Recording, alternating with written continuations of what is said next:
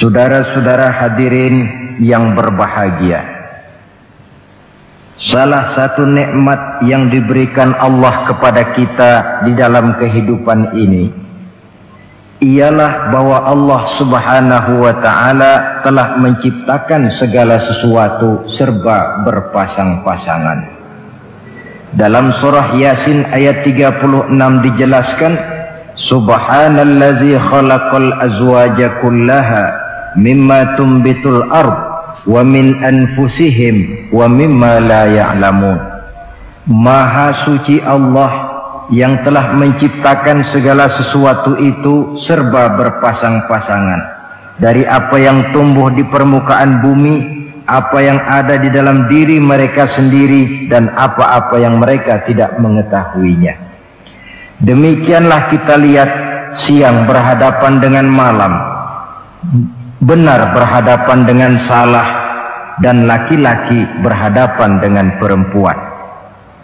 Setelah Allah menciptakan segala sesuatu itu serba berpasang-pasangan, maka Allah menetapkan aturan permainan yang mengatur seluruh kehidupan makhluk yang serba berpasang-pasangan itu. Kita tentu maklum, apapun saja yang kita lakukan dan kita perbuat tanpa ada aturan akan berakhir dengan kekacauan. Cobalah kita bikin satu sekolah, buka satu sekolah, tidak usah pakai aturan, tentu kacau. Bikin organisasi tanpa memakai aturan, tentu kacau. Demikian daripada kehidupan ini, kalau tanpa ada aturan, tentu kekacauan yang akan timbul. Allah pencipta manusia. Allah tahu benar kemampuan maksimal manusia. Oleh sebab itu, aturan permainan yang diturunkan Allah tentu sesuai benar untuk manusia. Satu contoh kecil, pabrik mobil di Jerman bikin mobil namanya Mercy. Seiring dengan itu dia keluarkan buku petunjuknya. Mobil ini namanya Mercy, kecepatan maksimal sekian ratus kilometer per jam, daya angkut maksimal sekian ratus kilogram. Kalau rusak memperbaikinya begini, onderdilnya pun ini. Karena pabriknya yang membuat mobil, lalu pabriknya pula yang mengeluarkan buku petunjuk, sudah tentu buku petunjuk itu sesuai benar dengan mobilnya. Dan tidak bisa kita punya mobil Mercy rusak, lalu kita perbaiki dengan menggunakan buku petunjuk yang dikeluarkan oleh pabrik mobil Toyota misalnya. Jelas mobil bukan tambah baik, malah makin hancur tidak karu-karuan. Kalau manusia menginginkan satu hidup yang baik, tidak ada pilihan lain, dia harus memakai aturan yang diturunkan oleh yang bikin manusia. Dan aturan itu telah turun dalam bentuk agama Islam yang kita cintai ini. Manusia laki-laki dihiasi dengan perasaan senang cinta kepada perempuan. Itu biasa, normal, wajar. Tapi lalu Allah menurunkan aturan permainan yang kalau peraturan ini dilanggar akan membawa kerugian bagi manusia sendiri. Bahwa laki-laki senang sama perempuan itu normal. Agama membuat aturan silahkan senang, tetapi lewat satu pintu yang disebut nikah. Kalau peraturan ini diabaikan, yang rugi tentu manusia sendiri. Misalnya PLN keluarkan pengumuman, nanti malam mulai jam 6 sampai subuh listrik se-Jakarta mati total.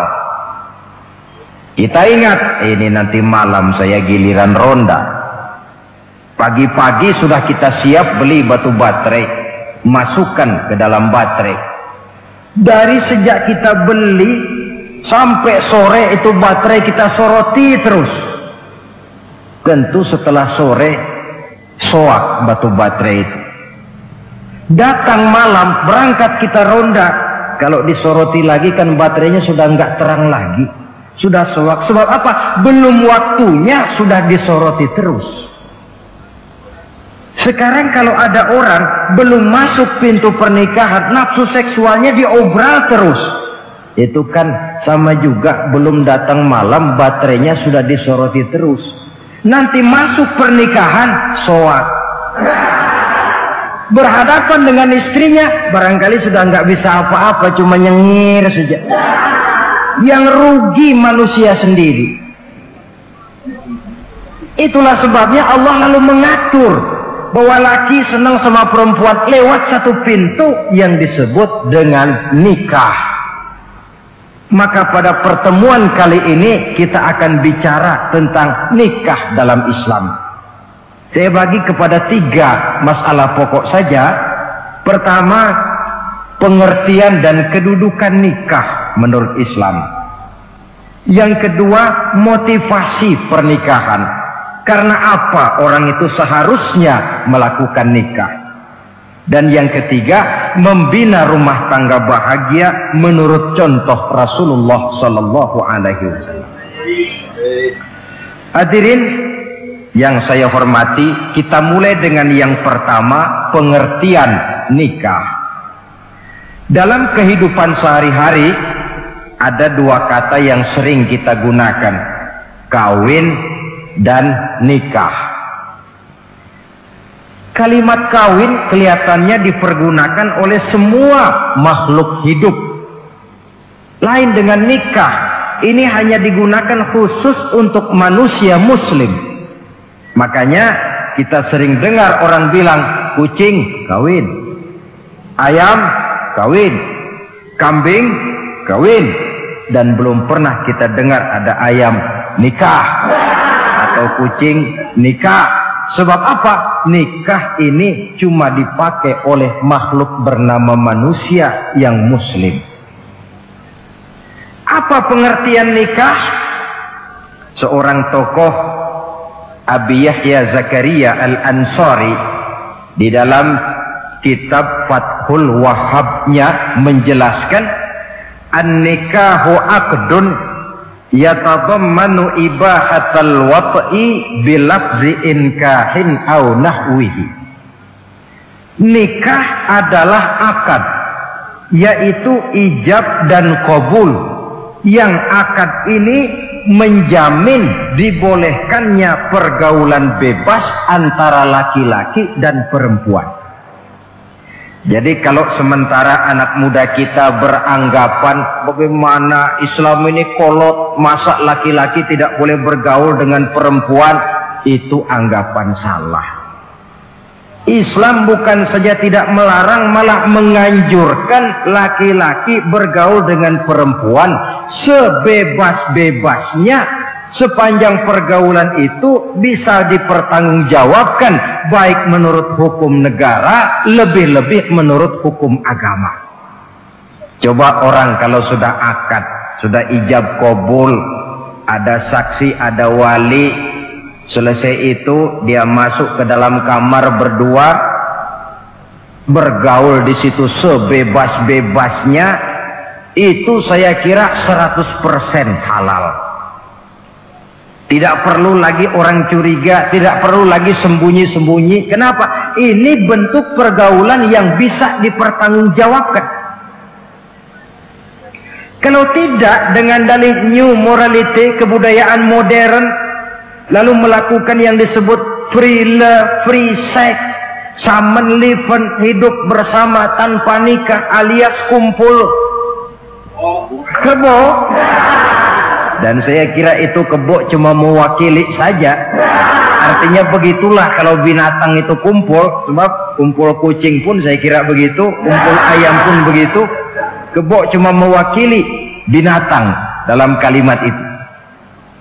Tengoklah berapa banyak sudah bayi-bayi yang lahir ke dunia ini tanpa tahu kemana dia harus memanggil bapak. Berapa banyak gadis-gadis bergelimpangan jadi korban dari orang-orang yang tidak bertanggung jawab. Itu semua merupakan ironi. Maka menjauhkan manusia dari aturan agama pada hakikatnya sama dengan usaha membinatangkan manusia. Bahkan kalau manusia sudah jauh dari aturan agama, sanggup berbuat lebih buas daripada binatang. Kita tahu yang namanya bajing itu makanannya cuma kelapa, tapi bajingan itu bukan cuma kelapa, kabel telepon doyan kok bajingan itu. Jauh lebih buas daripada yang namanya binatang. Maka agama ini mengatur agar manusia sebagai makhluk yang mulia hidup secara mulia. Jangan manusia kita ini, binatang saja. Kalau saudara ada yang punya kucing di rumah,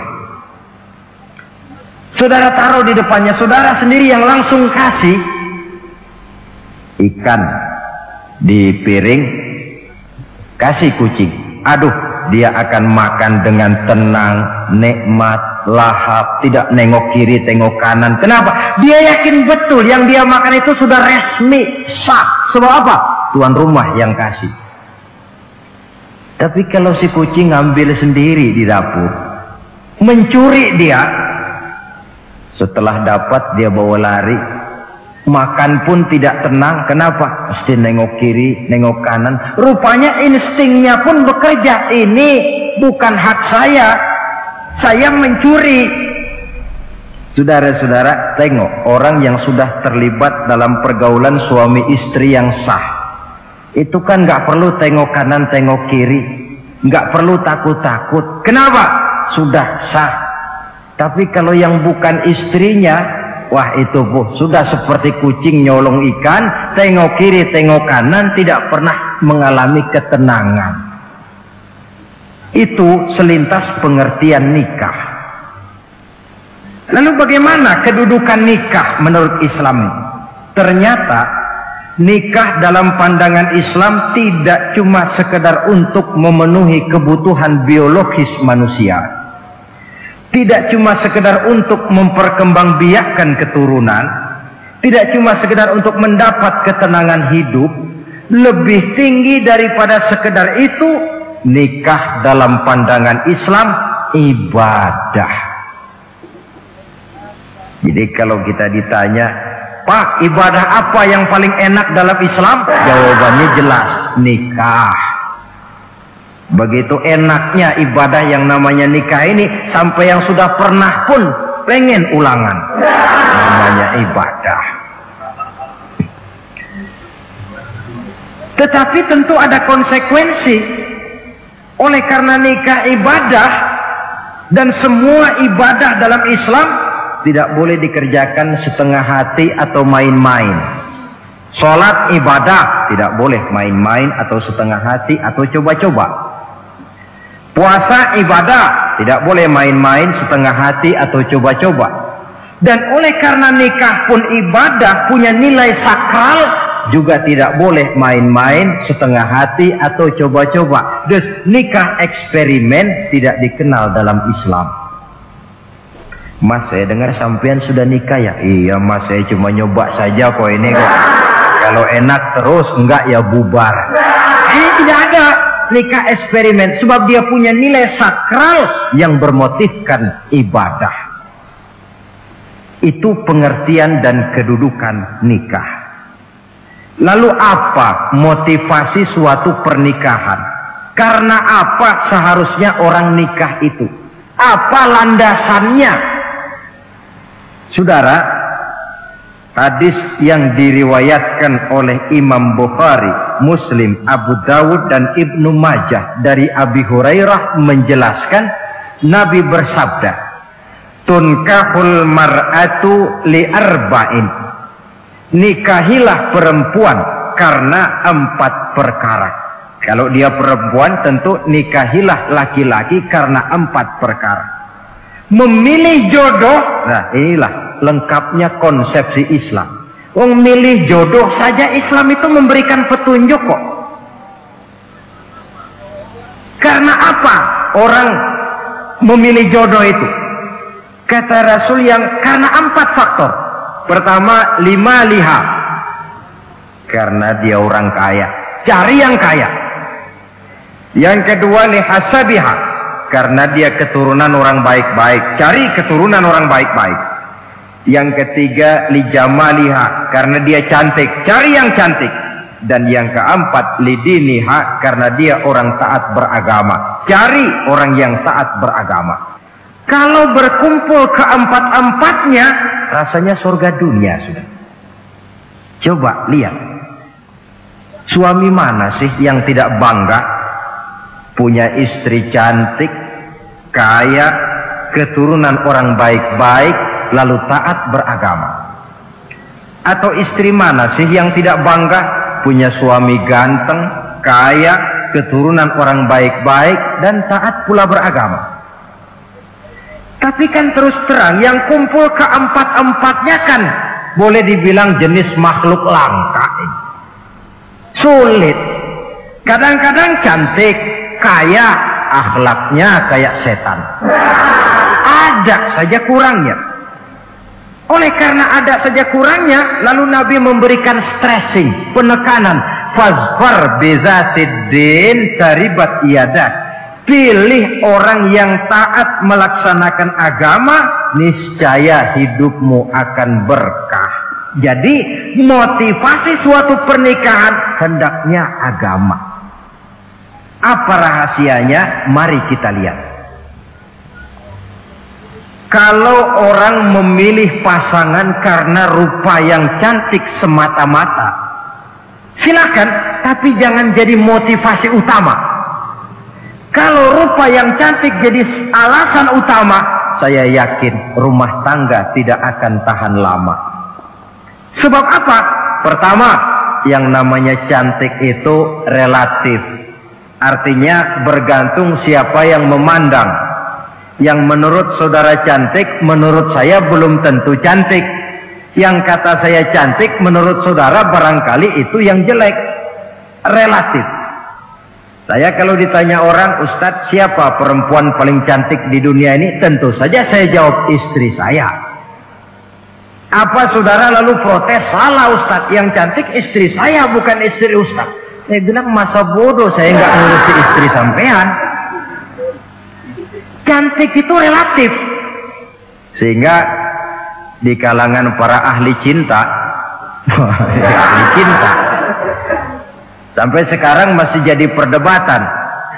Sebenarnya cantik yang bikin orang jatuh cinta, apa cinta yang membuat orang jadi kelihatan cantik? Dua-duanya bisa terjadi. Mungkin karena cantik orang jatuh cinta, dan bisa juga karena sudah kadung cinta orang kelihatannya jadi cantik. Tapi yang jelas cantik relatif. Yang relatif tidak bisa dijadikan sandaran utama. Yang kedua, yang namanya cantik itu temporer. Artinya berubah oleh pergeseran masa dan pertukaran waktu. Sekarang dia cantik, of course. Sedang sweet 17-an, sedang honeymoon, sedang bulan madu, sedang pengantin baru, tentu saja cantik. Punya dia anak satu, kecantikan mulai menurun. Punya dia anak dua, kulit mulai keriput. Punya dia anak tiga, apalagi tak pandai bersolek, sudahlah onderdeal mulai pada copot.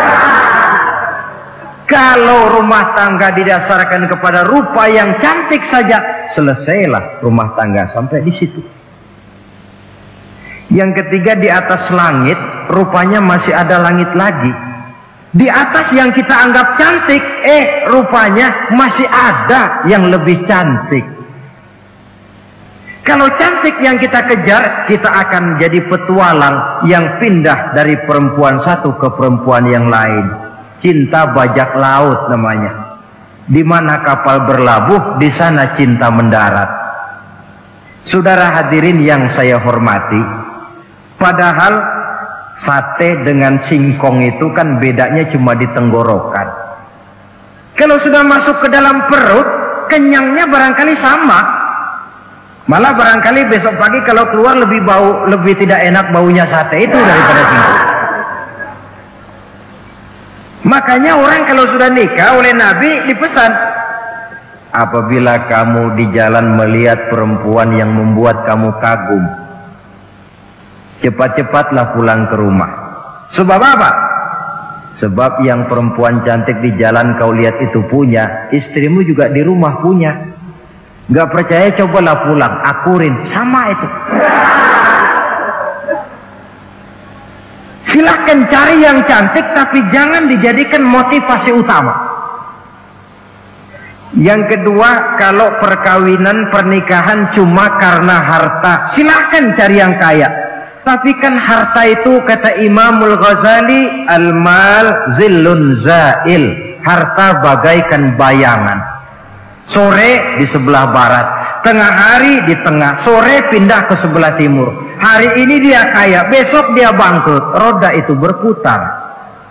Kalau harta dijadikan pilihan utama, boleh jadi dalam hidup berumah tangga ada pepatah, ada uang abang disayang, tidak ada uang abang melayang. Artinya pun rumah tangga tidak akan tahan lama. Yang ketiga, kalau karena keturunan, persilahkan cari keturunan yang baik-baik.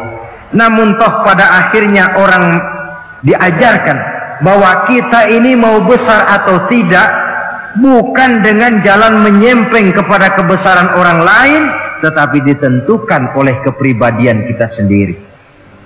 Sekarang kalau karena agama, Nabi berikan penekanan fazfar bizatid din taribat yadak.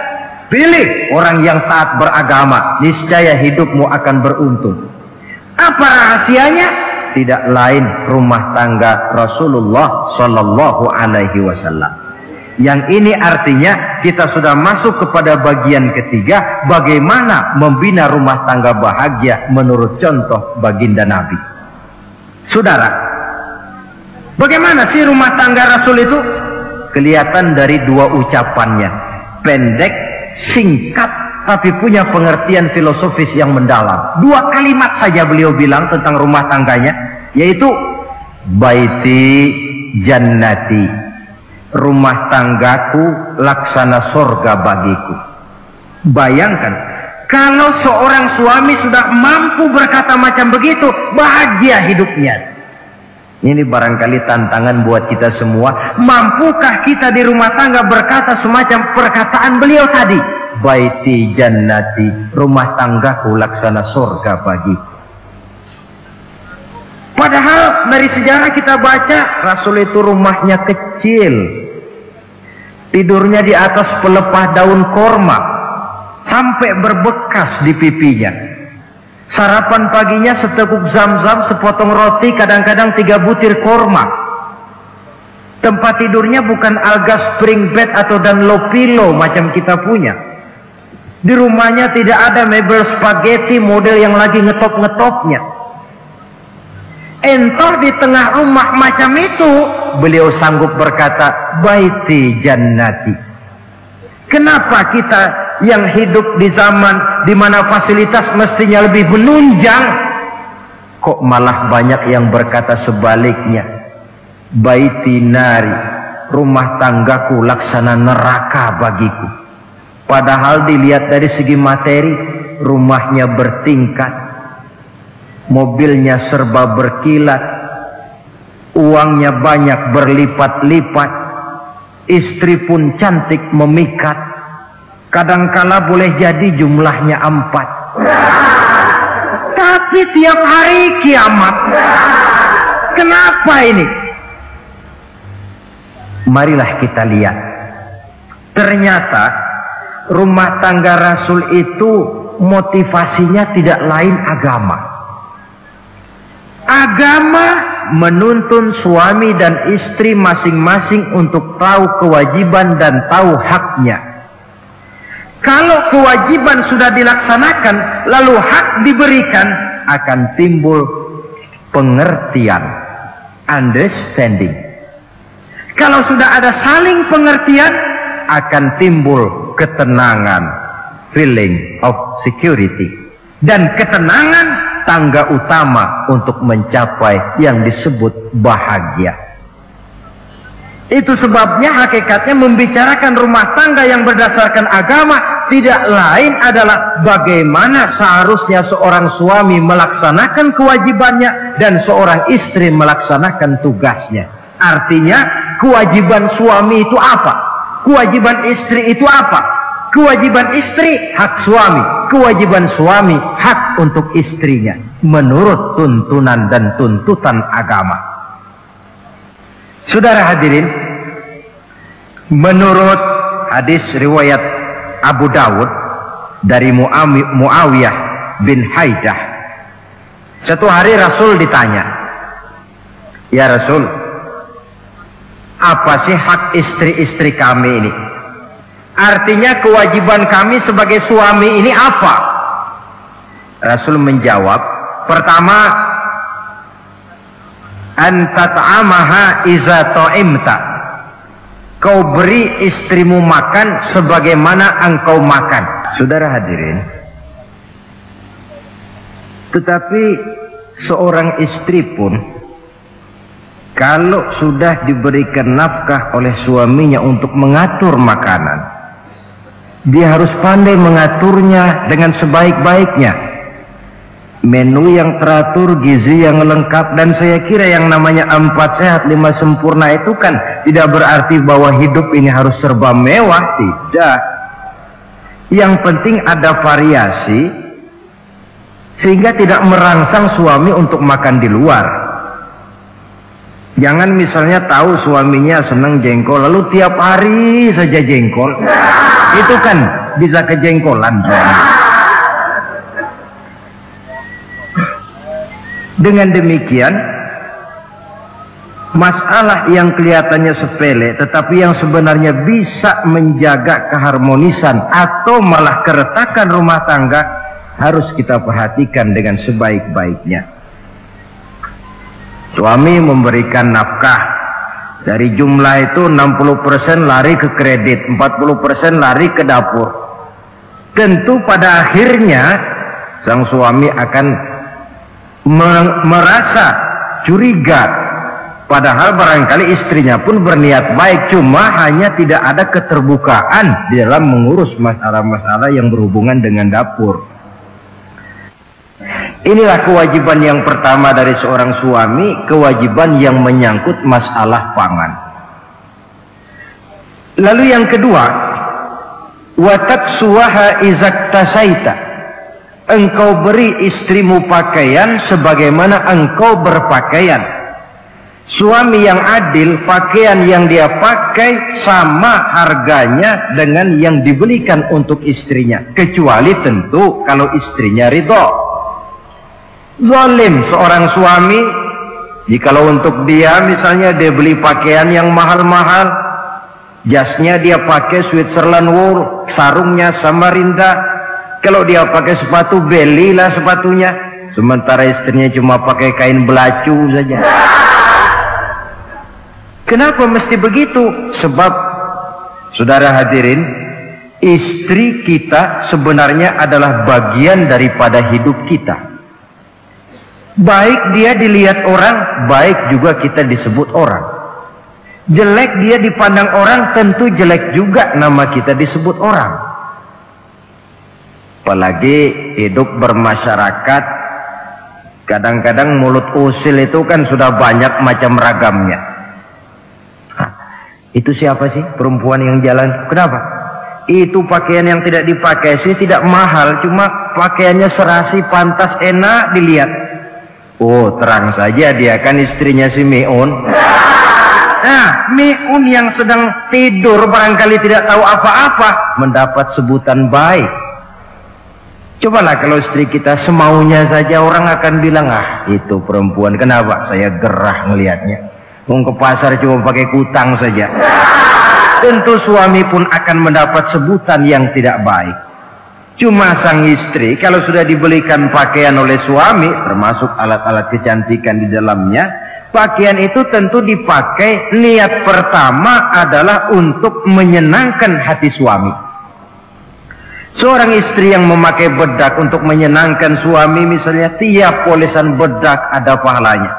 Dia pakai lipstik untuk menyenangkan hati suaminya, tiap goresan lipstik ada pahalanya, bernilai ibadah. Ini kewajiban yang kedua. Yang ketiga, wala tadribil wajha. Kalau marah jangan memukul muka. Maksudnya apa ini? Kewajiban memberikan perlindungan, sehingga si istri merasa ada tempat dia mengadu, ada tempat dia melarikan persoalan, ada tempat dia bergantung. Kalau marah jangan memukul muka, dan memukul itu pun upaya terakhir. Kalau tidak bisa dengan kata yang lemah lembut, agak sedikit keras katanya.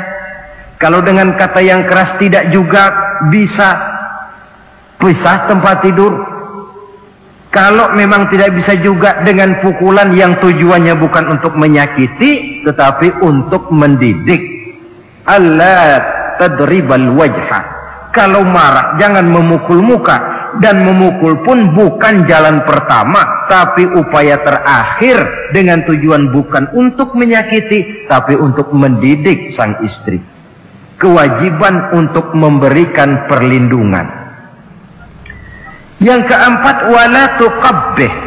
Jangan memburuk-burukan istrinya. Kewajiban menjaga nama baik. Sebab apa? Dalam satu bahasa yang indah, Al-Quran menjelaskan bahwa suami istri itu laksana pakaian. Hunna libasul lakum wa antum libasun lahunna. Istri pakaian untuk suami, suami pakaian untuk istri. Lihatlah alangkah indah gaya bahasa Al-Quran ini. Diibaratkannya suami istri seperti pakaian. Apa fungsi pakaian? Pertama, pakaian itu kan jadi kebanggaan. Saya bangga memakai baju seperti ini, saudara bangga memakai baju yang saudara pakai. Artinya seorang suami harus berusaha menjadi suami kebanggaan istri, dan seorang istri pun harus berusaha menjadi istri yang dibanggakan oleh suaminya. Jangan yang malah kemudian disesali. Itu kan kalau sudah marah orang kadang-kadang ucapannya nggak terkontrol. Istri marah sama suami, bang, nyesel gue punya laki sama dia. Sudah hilang lagi kebanggaan. Kalau kebanggaan hilang, wibawa pun hilang. Kalau wibawa sudah hilang, maka rumah tangga sudah sulit untuk dipertahankan. Yang kedua, yang namanya pakaian itu kan menutup aurat. Itu tujuan pakaian yang terpenting. Artinya di sini, kalau seorang istri mempunyai kekurangan, suamilah yang menutupi. Kalau seorang suami mempunyai kekurangan, istri juga harus berusaha menutupi. Jangan kekurangan suami diceritakan di pasar umum, atau kekurangan istri dibuka di mana-mana. Itu namanya suami istri tidak berfungsi sebagai pakaian, malah justru saling membuka aurat masing-masing. Iyalah kadang-kadang penyakit ini. Kadang-kadang yang namanya perempuan dari rumah itu berangkat ngaji katanya. Sampai di pengajian apa? Suaminya diakur-akurin. Bayu bagaimana suami? Wah, suami saya payah. Dipayahkannya suaminya di mana-mana. Atau aib dan kekurangan istri diceritakan di mana-mana. Orang bertanya, gimana mas istrinya? Oh, nggak maju. Loh, kenapa istrimu kan cantik? Iya, soal cantik sih iya, tapi tidurnya kok ngiler ini. Nah, ini kan nggak perlu yang macam begini ini. Tidak bisa menjaga apa yang disebut security informasi. Fungsi pakaian sebagai suami istri tidak berjalan di dalamnya. Saling menjaga kehormatan diri. Ini yang keempat. Yang kelima, wala tahjur illa fil bait. Jangan berpisah dari istri kecuali di rumah. Maksudnya begini, kalau satu hari seorang istri suami marah kepada istrinya, tidak usah istri itu disuruh pulang ke rumah orang tuanya, ke rumah mertua lalu diusir. Tidak, cukup pisah tempat tidur saja. Ini maknanya wala tahjur illa fil baiti. Umpamanya, dek malam ini saya sedang tidak enak pikiran, kau tidur di kamar belakang lah, saya kamar depan. Cukup pisah tempat tidur saja, tidak perlu istri dipulangkan ke rumah orang tuanya. Nanti umpamanya tengah malam turun hujan, udara dingin, pikiran berubah, merasa perlu, kan tinggal manggil. Tidak jauh secara psikologis ajaran semacam ini bisa kita terima. Saudara hadirin yang saya hormati, ini pada prinsipnya kewajiban seorang suami. Kewajiban yang menyangkut masalah pangan, sandang, perlindungan, memelihara kehormatan dan menjaga ketenangan di rumah tangga dengan menyelesaikan persoalan di rumah tangga itu secara intern. Jangan belum apa-apa sudah mertua diundang, orang tua dibon, persoalan belum tentu selesai tapi masalah sudah meluas. Cobalah kita selesaikan intern dulu. Kalau kemudian ternyata dianggap perlu mengundang orang tua, mertua, keluarga, baru kita upayakan ke arah itu. Ini kewajiban suami dan ini merupakan hak istri. Lalu bagaimana kewajiban istri sekarang ini? Istri kewajibannya merupakan hak untuk suami. Saudara, dari hadis yang diriwayatkan Imam Ibnu Majah dari Ali bin Yazid dari Abi Umamah, Nabi bersabda, "Mastafadal mu'minu ba'da taqwallahi azza wa jalla khairan lahu min zaujatin salihah." Bagi seorang mukmin, sesudah dia mempunyai sifat takwa kepada Allah, tidak ada yang lebih membawa manfaat selain daripada istri yang salihah.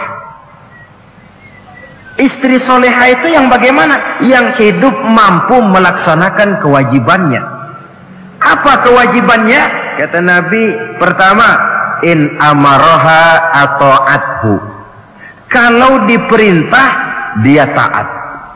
Kewajiban istri yang pertama, taat kepada suaminya. Begitu besar kewajiban taat kepada suami, sampai-sampai Nabi pernah menyatakan, "Lau kuntu amiran ahadan ayyasjuda li ahadin la amartul mar'ata an tasjuda li zawjiha." Kalau saja boleh, kata Nabi, aku memerintahkan manusia sujud kepada sesama manusia, tentu aku perintahkan istri untuk sujud kepada suaminya. Untung saja sujud kepada manusia tidak boleh.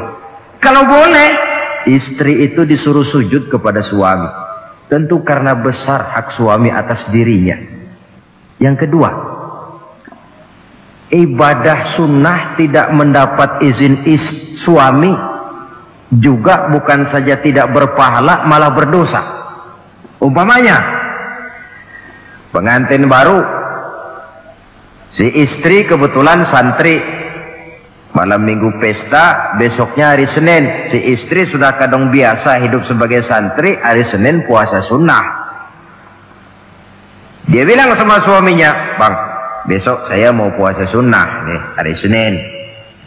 Kata suaminya, "Kalau kau puasa juga kau kejam. Lalu kau puasa, aku disuruh ngapain?" Tidak diizinkan oleh suami, dia puasa juga. Bukan saja tidak mendapat pahala, malah berdosa. Sampai amalan yang sunnah pun tidak diizinkan oleh suami, berdosa. Apalagi amalan yang mubah, apalagi amalan yang tidak ada dasar hukumnya, perintahnya. Sepanjang perintah suami tidak untuk maksiat kepada Allah, istri wajib untuk taat. Dalam hadis lain kita temukan Nabi bersabda, "Idza da'a ar-rajulu imra'atahu ila firashihi." Kalau seorang suami memanggil istrinya ke tempat tidur. Ini bahasa kinayah. Manggil ke tempat tidur kan tentu nggak perlu penjelasan. Masa mau nyambal di tempat tidur kan enggak. Fa'abat, si istri tidak mau. Lantaran istri tidak mau, suami jengkel. Fabata ghadbana 'alaiha. Sampai dalam jengkelnya tidur. la'anat hal malaikatu hatta tusbiha. Istri macam itu dilaknat, dikutuk oleh malaikat sampai datang waktu pagi. Kewajiban untuk taat. Namun sebaliknya, seorang suami pun jangan mentang-mentang istri wajib taat lalu overacting. Segalanya main tunjuk, segalanya main komando, segalanya main perintah. Sebab contoh yang diberikan oleh Rasul tidak begitu. Rasul kita baca dalam sejarah menjahit bajunya sendiri, memperbaiki kasutnya sendiri. Artinya yang bisa ya dikerjakan tanpa harus menggantungkan semuanya kepada sang istri. Kewajiban untuk taat. Nah, penutup tentang taat ini ada sebuah hadis pula di mana baginda Nabi bersabda, ayyumam ra'atin matat wa zawjuha anha radin dakhalatil jannah. Kalau seorang perempuan meninggal dunia, suaminya ridho kepadanya, maka perempuan itu akan masuk surga.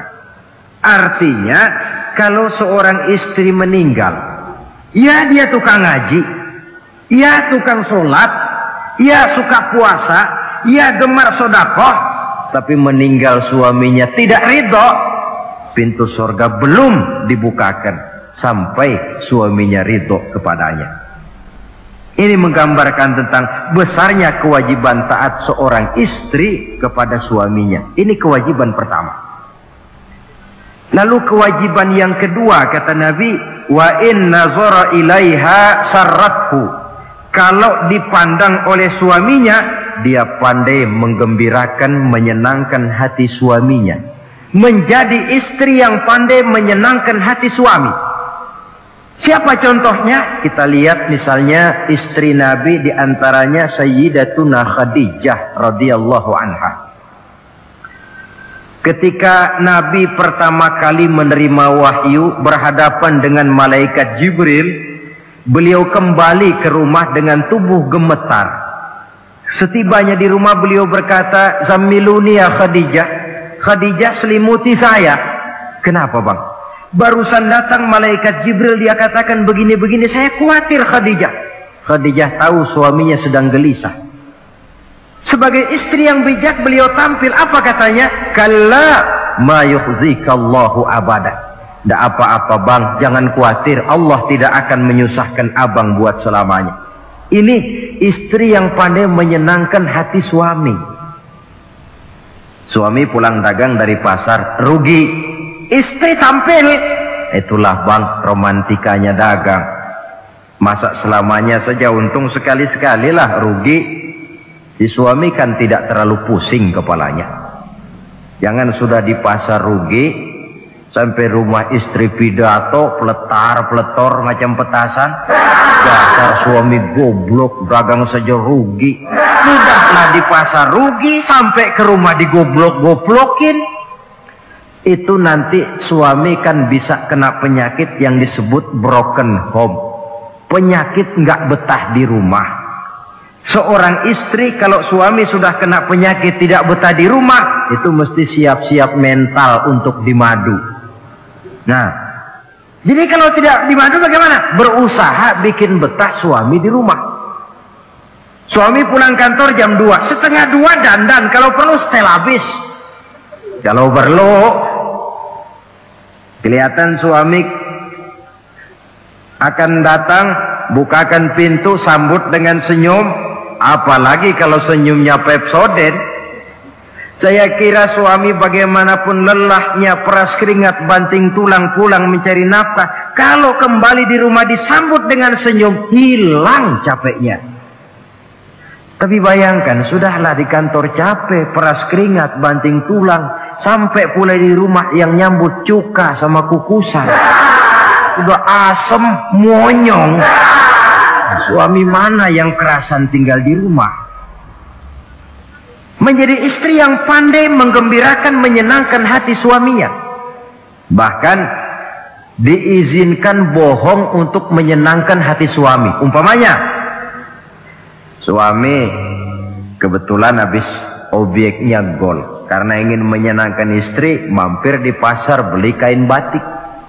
Si suami tidak tahu bagaimana kain batik yang bagus, beli saja sembarangan. Sudah kainnya kasar, warnanya norak, harganya yang mestinya murah jadi mahal, dibawa pakaian itu pulang. Istri lihat dan tahu kalau ini batik jelek, norak, kasar, harganya pun murah. Tapi dia ingin menyenangkan hati suaminya. Suaminya tanya, bagaimana dek kain batik ini? Waduh bang, bagus betul kain ini. Pinter bener abang milih warna ini. Emang yang kayak begini ini bang, coba lihat tetangga kita mana ada yang pakai kain kayak begini. Ya memang gak ada, jelek. Suami senang tentu. Lalu kain itu oleh istrinya, ngaji dipakai, keundangan dipakai, tidur dipakai, masak dipakai, nyuci pun dipakai. Suami makin bangga, wah kain yang saya beliin dipakai terus ini. Lain pula istrinya, dalam hati dia berpikir, biarin deh gue pakai terus biar cepat hancur, nggak ada urusan.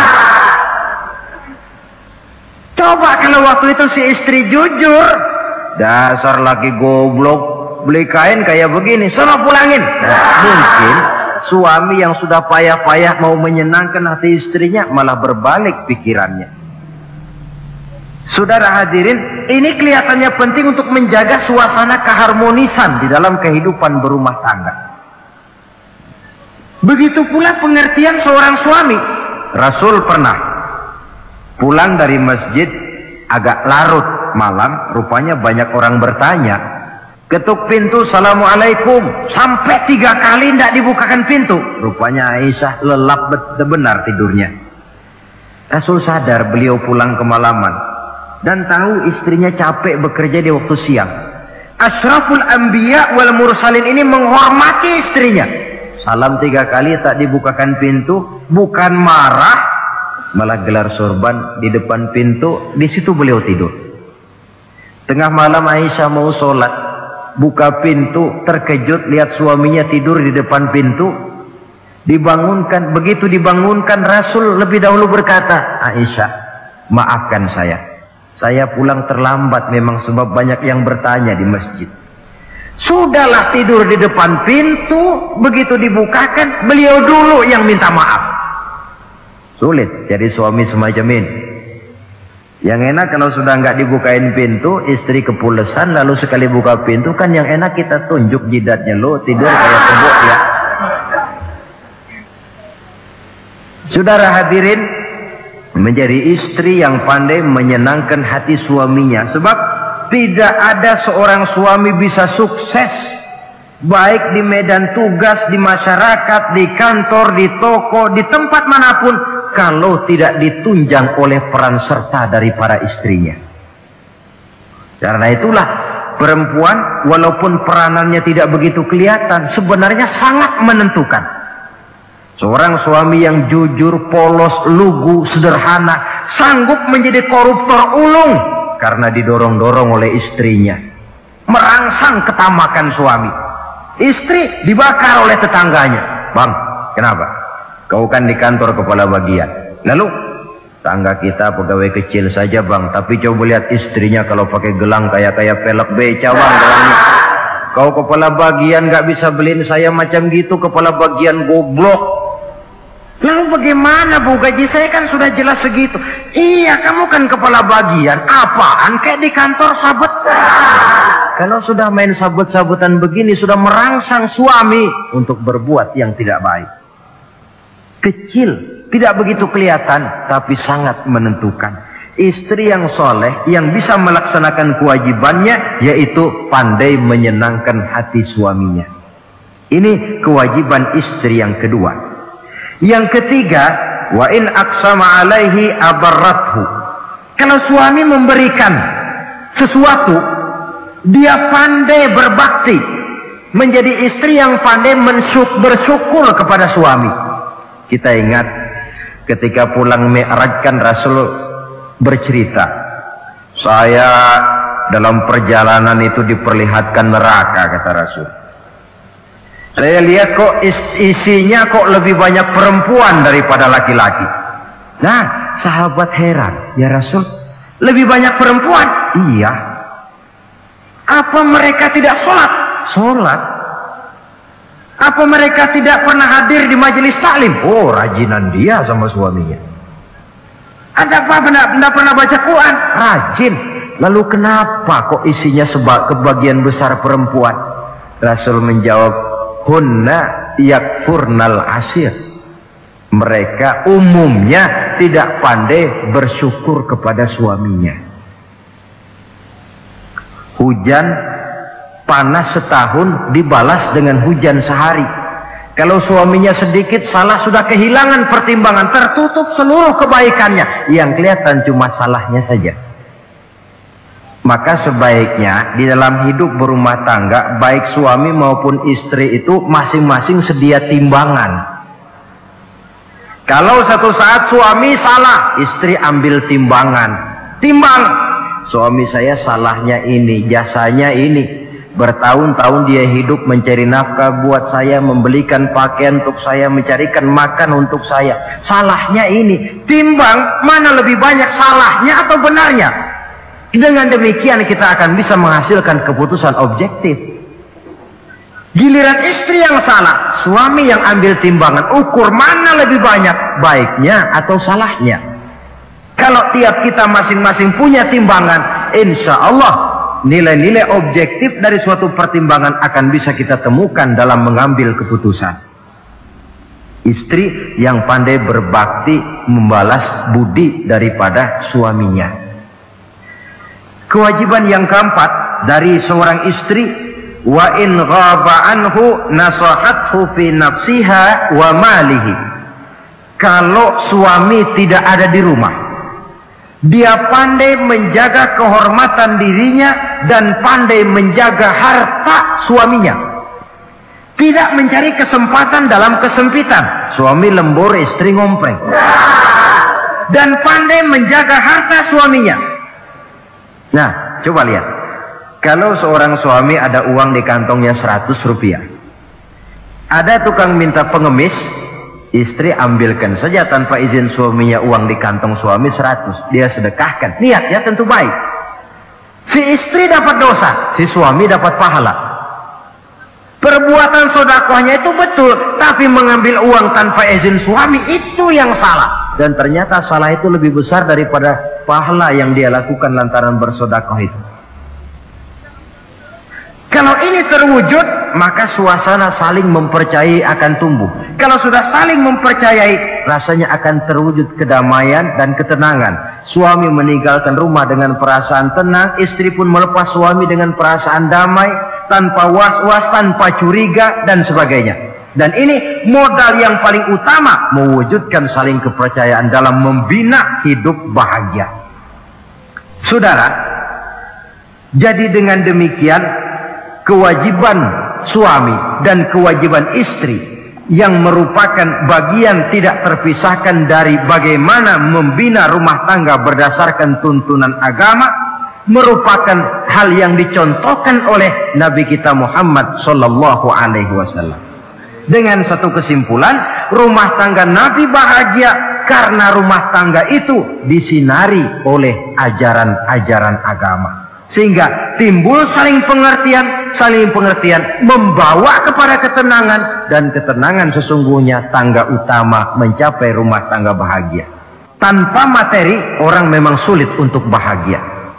Tapi materi semata-mata bukan merupakan jaminan bahwa orang akan hidup bahagia. Banyak isak tangis berbunyi di rumah-rumah mewah, dan banyak sendak gurau, tawa dan canda, tawa lerai di rumah-rumah sederhana. Artinya suka dan duka, sedih dan gembira, susah dan bahagia bisa ada di gubuk reot dan bisa juga ada di rumah mewah. Ternyata bukan harta semata-mata yang menopang dan menjamin hidup itu akan bahagia, tapi satu rumah tangga yang dipancari oleh sinar agama di bawah naungan ridho dari Allah Subhanahu wa taala. Si istri taat melaksanakan ajaran agama, suami taat, lalu anak-anak pun hidup dalam suasana yang religius. Dari sana tumbuh pancaran sinar keagamaan. Irama agama mengalun dalam kehidupan rumah tangga kita.